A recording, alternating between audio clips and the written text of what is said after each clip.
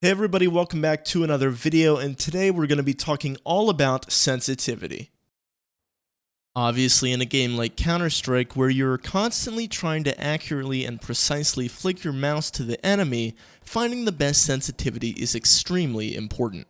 While there is no correct answer to the question of what sensitivity should you play, there are definitely wrong answers. EDPI stands for effective dots per inch. EDPI comes in the form of a number which is calculated by multiplying your DPI by your in-game sensitivity. As you can see on prosettings.net, they do have the calculation listed out, and on the right side of the screen, you can see that there are the actual averages that pros play.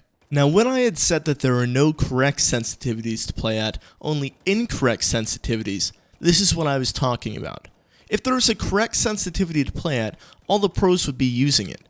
But since there is a range of sensitivities, we can start eliminating incorrect sensitivities.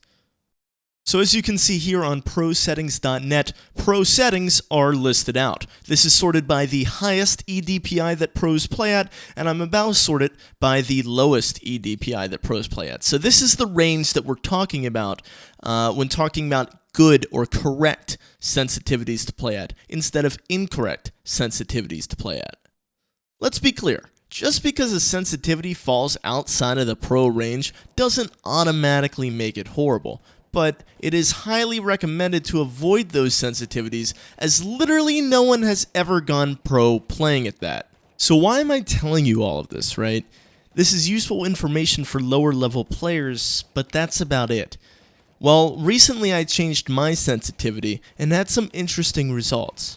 For the longest time, probably about 3 years, I played at 0.84 sensitivity in-game and 800 DPI, which is an EDPI of 672. Within the last month, though, I changed my sensitivity to about 1.15 in-game while still maintaining my 800 DPI.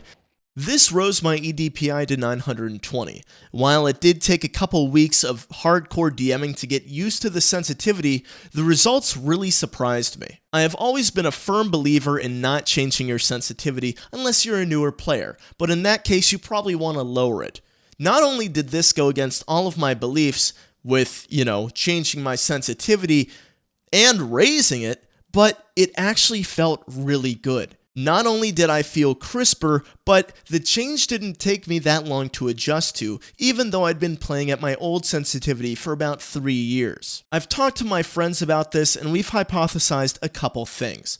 Firstly, lower sense is easier to play at and more consistent to play at, which is why it's recommended to newer players to switch to. Secondly, lower sense limits your reaction time and heightens your time to kill. Finally, while higher sense is much more difficult to master, the ceiling of higher sense is much greater than that of lower sense, and it allows for the quickest time to kill. From here on out, my advice to new players asking me about what sensitivity they should play is, well, still lower it, because they're probably playing at some very, very high number, high sensitivity, difficult to be consistent at, but once they lower it and they get inside that pro range, right, you want to try to heighten it as much as possible while maintaining your consistency. Obviously, your results may vary, but I felt like this was good information to give out, especially to those intermediate level players that may not have figured this out already. This by far is not any new information that I'm suddenly coming up with. Well, I guess I'm just figuring it out, but I'm sure that other people have already figured this out. I'm not the first person to ever raise my sensitivity and go, oh wow, this is actually kind of cool.